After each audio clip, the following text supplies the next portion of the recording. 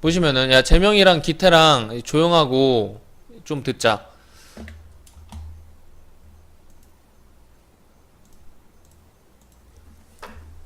자, 이거 지문 인쇄한 학생은 쓰세요. 밑줄 그으면서 쓰세요. 동그라미까지 다 치세요. 숫자 쓰면서. 자, 봅시다.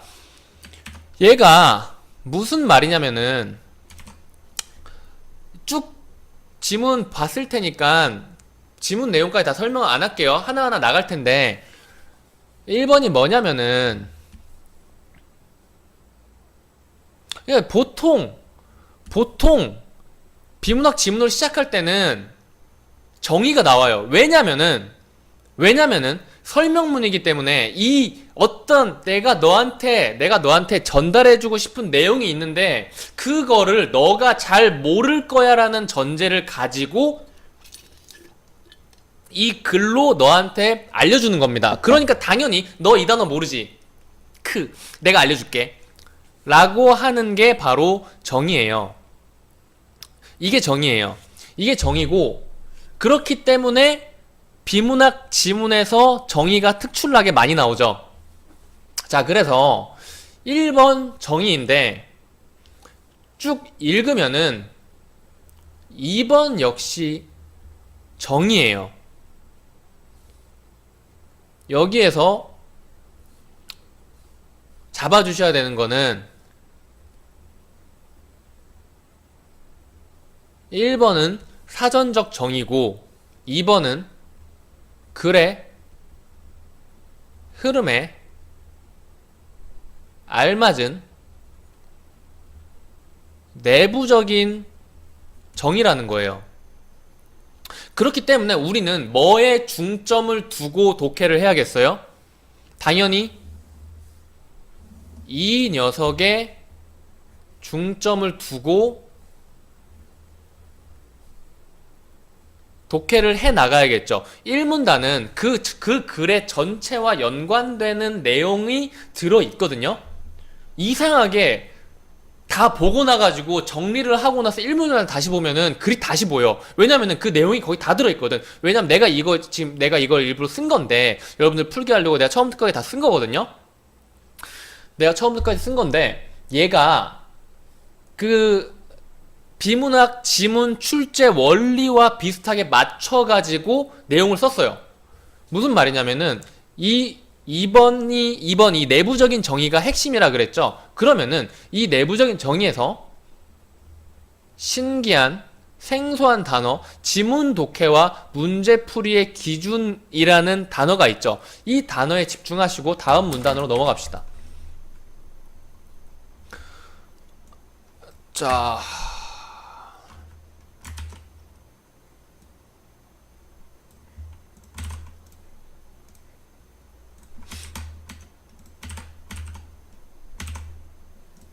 이 문단 넘어갈게요.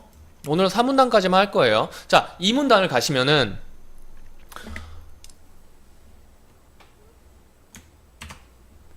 1번 같은 경우에 1번 이 지문 독해는 1문단에서 언급됐던 지문 독해라는 단어가 있죠. 지문 독해랑 뭐가 있었어요? 1문단에서 지문 독해랑 뭐가 있었지? 지문 독해랑 문제풀이의 기준을 제시해준다 그랬죠. 자연스럽게 이어지게 하기 위해서는 1문단에서 나왔던 내용을 가지고 들어와야 됩니다. 그래서 지문 독해가 2문단에 나왔어요. 지문 독해가 나왔는데 지문 독해의 방법은 여러 가지가 있습니다만 기본적으로 글이 무엇인지에 대한 이해가 선행되어야 라고 했죠.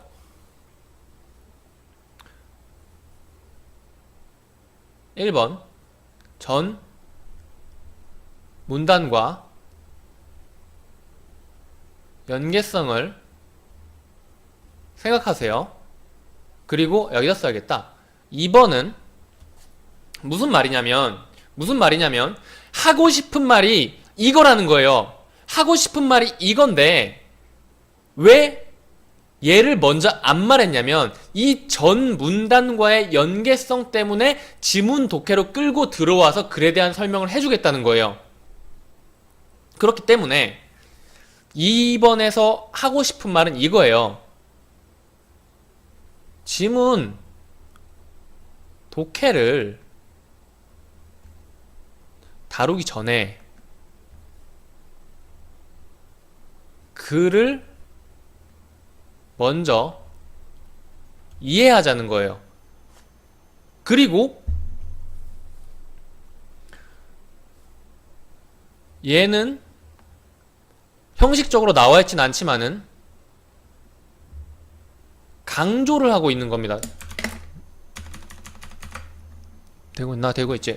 이건 강조를 하고 있는 거예요. 그러니까 무슨 말이냐면은 강조라는 게 느낌표가 붙었다고 강조되는 게 아니고 뭐 절대, 결단코 이런 말이 붙어야만 강조가 되는 게 아니고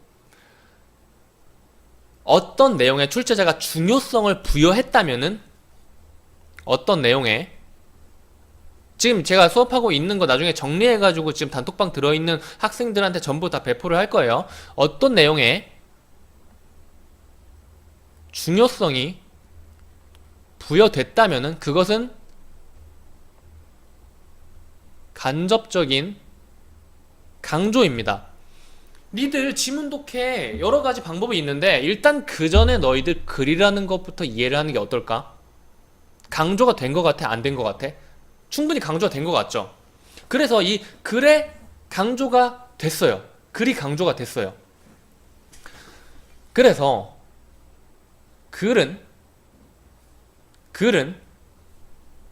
운문, 산문, 그리고 운문, 산문,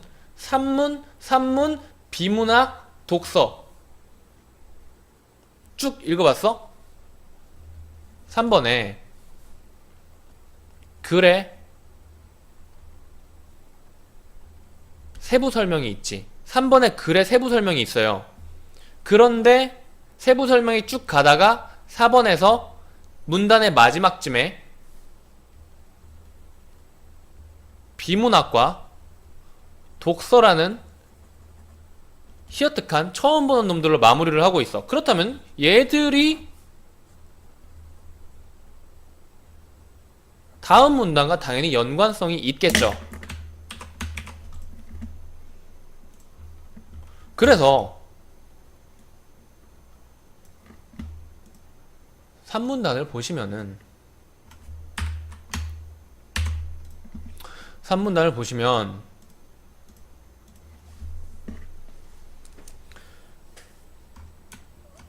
이거 자 보통 계속 얘기를 하면서 눈치채는 학생들도 있겠지만 미리 알고 있는 학생들은 공부 잘하고 있는 거예요. 자, 이 전 문단이랑 후 문단이 구분이 되어 있는 두 문단이 있어요. 이 두 문단은 이 전 문단의 마지막 부분 그리고 후 문단의 앞부분이 필연적으로 어떠한 연계성을 갖고 있을 수밖에 없어요. 만약에 연계성이 딱 드러나지 않더라도 글 전체적으로 보면 나중에 연계가 되어 있다는 거를 알게 돼요. 왜냐하면 우리가 그냥 어려운 지문을 보는 사람의 입장에서 생각을 하는 게 아니라 출제자, 글쓴이의 입장으로 봤을 때 글쓴이가 내가 쓴 글이 족밥 같으면은 좋겠어요? 내가 쓴 글이 흐름이 막 다닥다닥 떨어져 버리고 막 연결이 다 끊어져 버리고 여기서 뭐 여기랑 저기랑 뭐 봤는데 뭔 말 하고 있는 건지 잘 통일도 안 되면은 좋겠어? 글쓴이 입장에서 안 좋겠죠. 글쓴이 입장에서 내가 쓴 글이 처음부터 끝까지 일정한 흐름을 갖고 있는 글이었으면 좋겠다라는 생각을 누구나 하겠죠. 어떤 세상에 어떤 글쓴이든지 하겠죠. 내가 쓴 글이 허접하지는 않았으면 좋겠을 거 아니에요. 그쵸? 그런 의도. 그러니까 내가 쓴 글이 자연스럽게 흐름이 연결이 된다는 생각. 그게 정상적인 생각이야, 글쓴이의. 글쓴이가 만약 그렇게 생각을 했다면 자연스럽게 문단 구분, 그리고 글쓰기 원칙에 부합해서 앞이랑 뒷지문은 필연적으로 연결이 될 수밖에 없어요. 그래서 항상 선생님들이 말하는 흐름을 잡아라, 흐름을 잡아라라는 게 있죠. 그 흐름을 잡아라라는 거의 대표적인 게 이 문단들 사이의 관계를 잡는 거예요. 아유, 목 아파. 자, 그래서 2번으로 갈게요. 방금 1번 설명이 끝났어요. 2번으로 갈 텐데 2번은 뭐예요? 독서 지문에서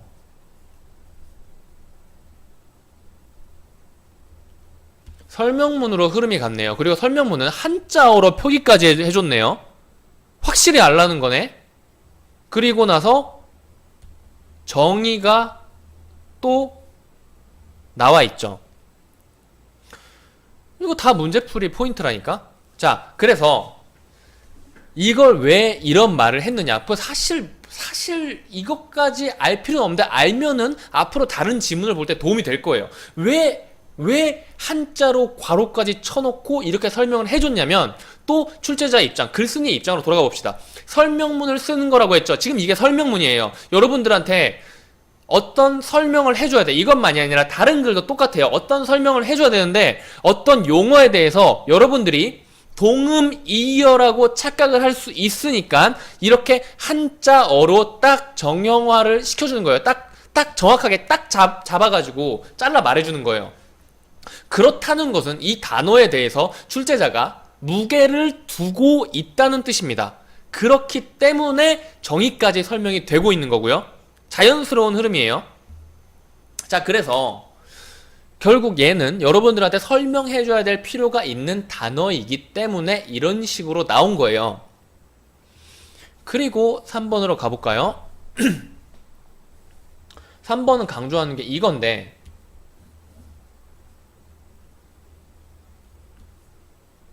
필수, 반드시, 무조건, 절대적으로, 이게 긍정적인 뭔가 강조어 같은 거죠. 부정적인 게 또 뭐 있지? 결단코,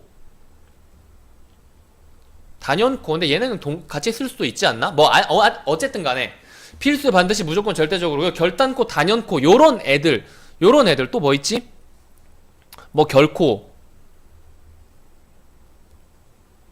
절대로, 뭐 요런 애들, 이런 강조어들 있죠. 강조어는 되게 많은데 이런 강조어는 이 지문에서 절대적인 역할을 하게 됩니다. 이런 강조가 쓰인 부분은 이 지문에서 진리인 거예요.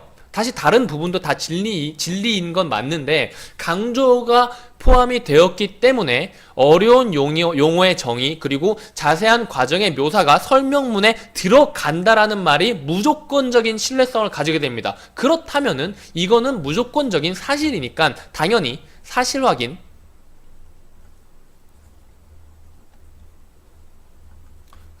문제에서 선지 한 개를 차지할 조건을 충족을 시킨 거죠. 그래서 4번으로 넘어간다면은 여기서도 지문, 설명문 이야기를 쭉 하다가 갑자기 잘 확인했는지를 묻는 문제가 나올 수밖에 없겠죠라고 이걸 보고 난 이후에는 문제에 대해서 나올 수도 있겠구나라는 생각을 해주시면 됩니다. 지루하죠? 요거까지만 하고 나서 재밌는 이야기 좀 해봅시다.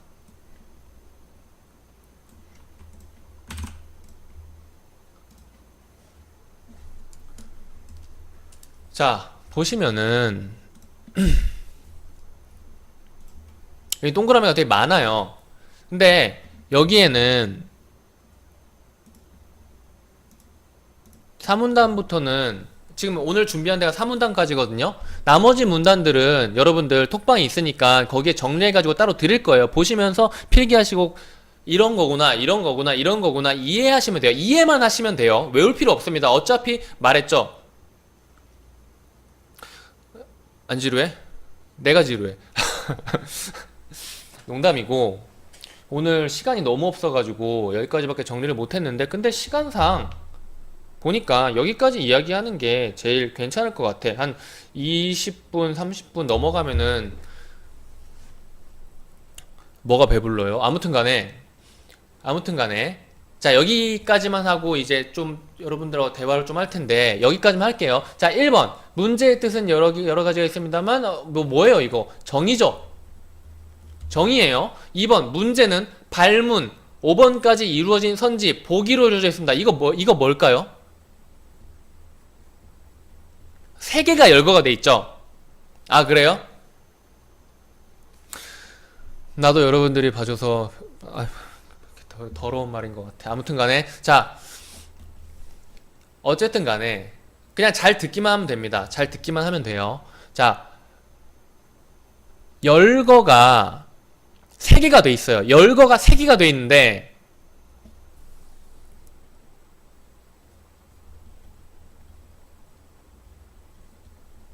사실확인 문제에 열거는 나옵니다. 열거가 왜 나오냐면은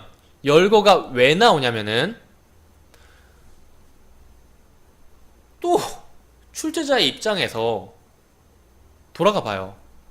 출제자의 입장에서 그냥 문제는 문제다. 문제는 문제예요. 이렇게 말하고 넘어갈 수도 있는 내용이 있을 거고, 그리고 문제는 얘랑 얘로 구성되어 있어요 라고 말해야 되는 경우가 있을 겁니다. 그런데 이 지문에서 직접적으로 열거가 된 애들은 출제자 글쓴이가 이렇게 나열을 해줘야겠다고 판단을 한 애들이에요. 무슨 말이냐면 중요한 애들이라는 거지. 몰라서는 안 되는 애들이라는 거죠. 요 경우에 사실확인 문제로 출제가 되게 많이 되는데 중요한 점이 있는데 종종 실제 평가원 기출 문제 중에서도 기출 지문 중에서도 이런 열거가 비문학에서 나타나는데 열거된 개수가 4에서 4-5개나 되는 경우가 있어요. 4-5개나 되는 경우가 있어요. 우리 문제의 선지가 몇 개죠? 5개죠. 5개가 있는 선지의 문제, 이 문제 하나를 열거만으로 출제하는 경우가 있다는 겁니다. 그래서 이 열거를 말씀드린 거예요. 열거는 중요하니까.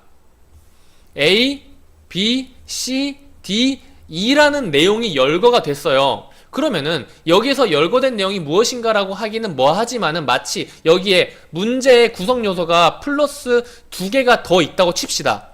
이게 D랑 E라고 칩시다. D랑 E라는 애가 문제의 구성 요소로서 열거가 됐다고 칠게요. 그러면 문제는 뭐가 나올까? 문제의 구성 요소가 아닌 것은 무엇인가 라는 문제가 나오게 돼요. 그렇다면은 여기에서 이제 A, B, C, F, E가 나오는 거예요. 답은 얘겠죠. 그래서 열거가 된다면 그 부분을 유의 깊게 보시면은 도움이 된다는 겁니다.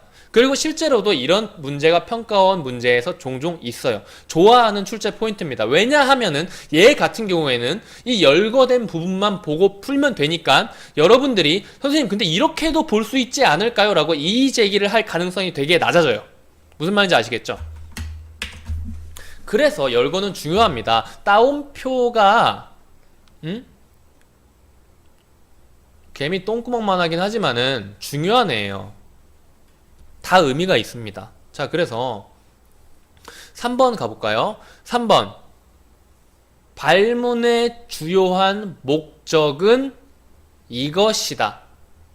얘도 역시 사실확인 문제로 발문의 목적은 이것이다, 이것이 아니다를 구분하는 선지가 나올 수 있겠죠. 4번 발문에서 기준을 잡은 후에는 선지로 넘어가서 정오 판별을 하게 됩니다. 발문 이후에 선지의 순서니까 선지에서 발문으로 가는 내용을 준 다음에 틀린 선지로 만들 수 있겠죠. 발문에서 선지인데 선지에서 발문이라는 내용이 나오면 이건 틀린 거죠. 5번 학생들이 가장 많이 하는 실수 중 하나가 이거 뭐죠? 전문용어로 예시죠. 예시는 또 뭘까요? 내가 출제자야. 내 출제자인 입장에서 예시는 뭘까요? 야, 니들 이 내용 좀 복잡해가지고 이해하기 힘들지 않아? 내가 알기 쉽게 다른 구체적인 사례 혹은 이 상황에 이 내용에 대한 구체적인 사례를 하나 내줄게. 그러니까 니들 이 내용 무조건 이해해. 이겁니다. 예시라는 건 그런 거예요. 그래서 예시를 출제자의 입장으로 돌려보자면은 출제자의 메시지는 니들 이거 무조건 이해해라는 겁니다. 예시 부분을 소홀하게 보고 넘어가는 학생들도 되게 많은 것 같아요. 자, 그래서 5번까지 왔는데 이제 6, 7 정도까지만 하면 되는데, 자, 얘도 언제나 같다라는 말이 삑으로 나올 수 있는 거죠. 따라서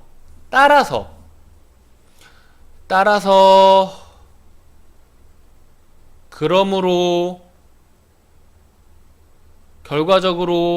결론적으로 정리하자면 요런 접속사들은 이 이후에 나오는 내용이 글 전체는 아닐지라도 해당 문단에서의 앞에 나왔던 내용들을 정리하고 종합해주는 애들 경우가 많아요. 그래서 따라서 뭐 이런 애들 이후는 당연히 잘 보고 이해를 해주셔야 된다는 겁니다. 4문단은 한 요정도 하면 될 것 같아요. 나머지 5문단, 6문단은 제가 가급적 빠른 시간 안에 정리를 해가지고 톡방 안에 있는 여러분한테 배포를 해드릴게요.